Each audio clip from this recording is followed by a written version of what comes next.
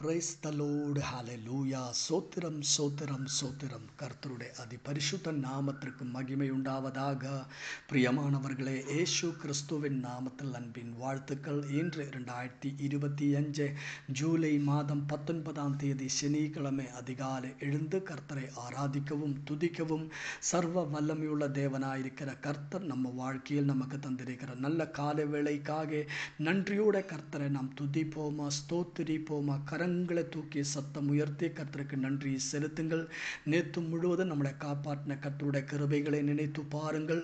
நேற்று நடந்த திருச்சபையின் ஆராதனை ஆசீர்வதித்த கர்த்தருடைய கிருபைக்காகவும் நன்றியோட கர்த்தரை நாம் துதிப்போமா, ஸ்தோத்திரிப்போமா. ஸ்தோத்திரம் ராஜா, ஸ்தோத்திர ஆண்டவரே. நேற்று ராத்திரியில் நல்ல தூக்கத்தை தந்ததற்கு நன்றி ஆண்டவரே. நிம்மதியோட தூங்க கிருபையை செய்ததற்காக நன்றி செலுத்துகிறோம் ராஜா. நன்றியோட சோத்திரம், நன்றியோட சோத்திரம். என்ற காலை வேளையில் ஆரோக்கியமாக பலத்தோடு எங்களை எழுப்பினுடைய கிருபைக்காக நன்றி ராஜா. நன்றியோடு சோத்திரம், நன்றியோடு சோத்திரம்.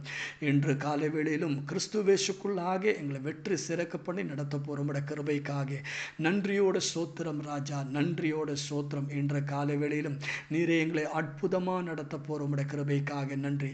நாங்கள் உண்மை ஆராதிக்கிற ஆண்டவரே, உண்மை துதிக்கிறப்பா. உமக்கு நன்றி செலுத்துகிறோம் ராஜா.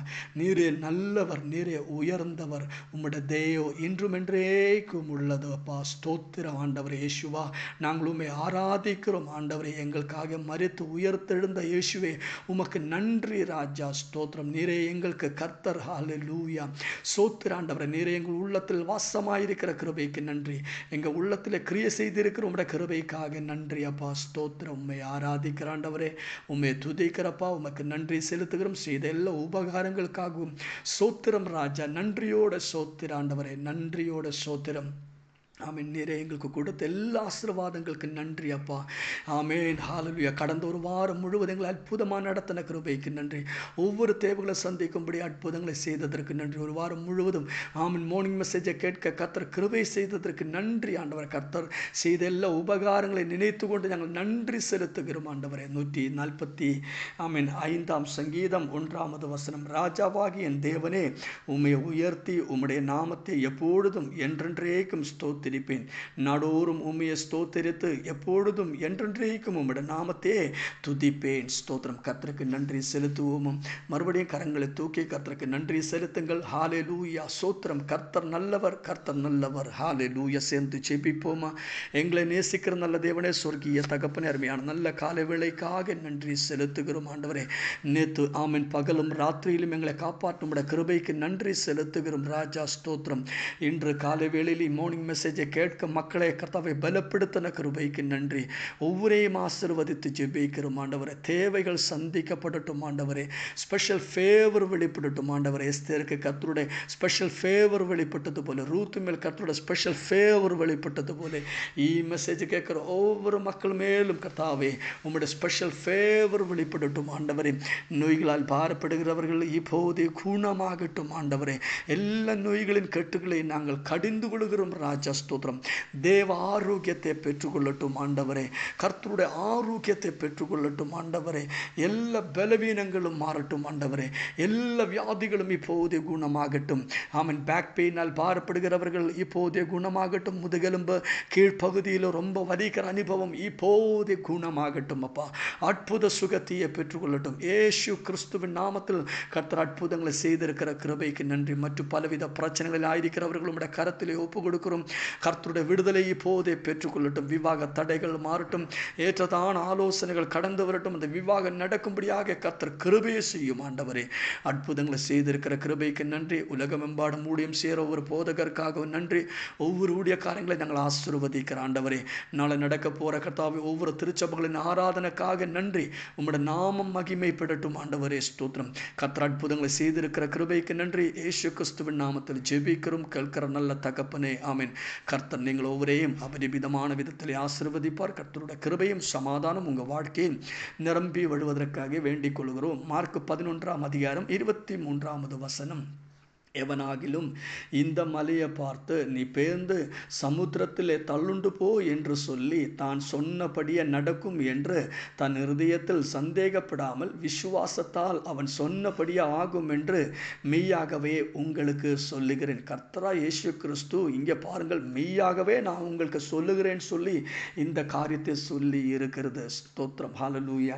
ஆமென். இதோட ஆமென் 11ஆம் அதிகாரத்தில் நம் ஆமென் ஹல்லேலூயா வாசிக்கும் போது 14 வாசிக்கும்போது அப்பொழுது இயேசு அதையே பார்த்து, இது முதல் ஒரு காலம் ஒருவனும் உன்னிடத்தில் கனியை புசிக்காதிருக்க கடவன் என்றார். அதையே அவருடைய சீஷர்கள் கேட்டார்கள். ஒரு அத்தி மரத்தை பார்த்து அதில் ஏதோ இருக்கும் என்று நினைச்சு அதில் இருந்து புசிக்கலாம் என்று நினைச்சு அந்த பக்கத்தில் வரும்போது இல்லாத இருக்கிறதை பார்த்து ஆண்டவர் அப்படி சொன்னது.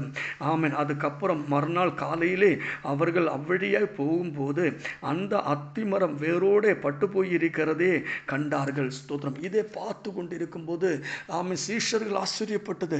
அதுக்கப்புறம் தான் ஆண்டவர் சொன்னது, எவனாகிலும் இந்த மலையை பார்த்து நீ பேர்ந்த சமுத்திரத்திலே தள்ளுண்டு போ என்று சொல்லி தன் சொன்னபடியே நடக்கும் என்று தன் இருதயத்திலே சந்தேகப்படாமல் விசுவாசித்தால் அவன் சொன்னபடி ஆகும். நமக்குள்ள விசுவாசம் இருந்தீங்கன்னா, விசுவாசத்தோட நாம் ஒரு மலையை பார்த்து சொன்னாலும் அந்த மலை தள்ளுண்டு போகும்.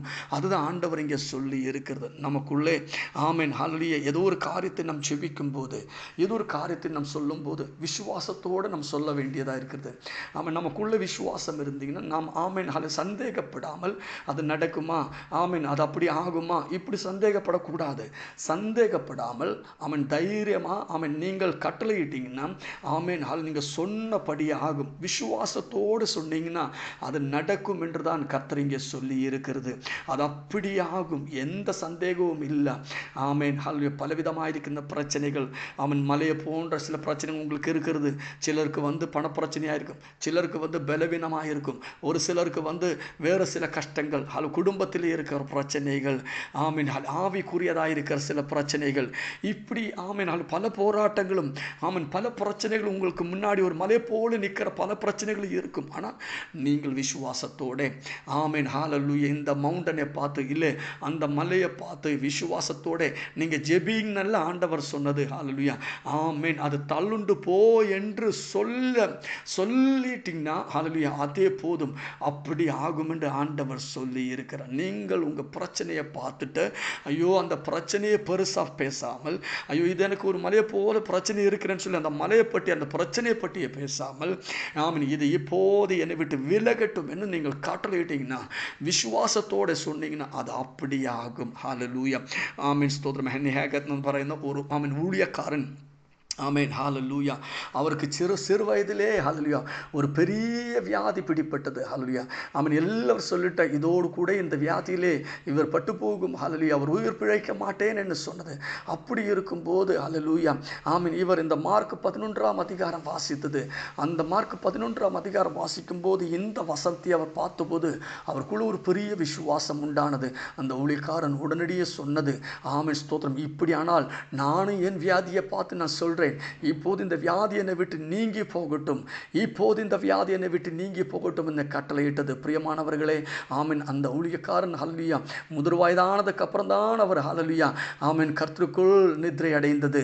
ஆமீன் பாருங்கள், நம் விசுவாசத்தோடு சொன்னீங்கன்னா அப்படி ஆகும். அவர் அநேக விசுவாச பிரசங்கங்கள் அவர் பண்ண கர்த்தர் அவருக்கு கிருபையை செய்தார். இன்று காலைகளிலும் நீங்களும் ஹல்லேலூயா ஆமீன் மலைகளே ஆமீன் அசைக்கிறவர்களா மாறட்டும், மலைகளே ஆமீன் ஹல்லேலூயா நீக்கிறவர்கள் மாறட்டும், உங்களுக்குள்ளே அற்புதங்கள் வெளிப்படட்டும். விசுவாசத்தோடு சொல்லுங்கள், விசுவாசத்தோடு பேசுங்கள், கர்த்தர் உங்களுக்கு அற்புதங்களை செய்வார். இயேசு கிறிஸ்துவின் நாமத்தில் வானத்திலே நட்சத்திரங்களைப் போலவும் கடல் கரையிலே மணலைப் போலவும் கர்த்தர் நம்மை பெருகவே பெருக்க பண்ணுவார். We are blessed, we are really blessed, we are permanently blessed and highly favored. God bless you, God bless you, God bless you. Amen.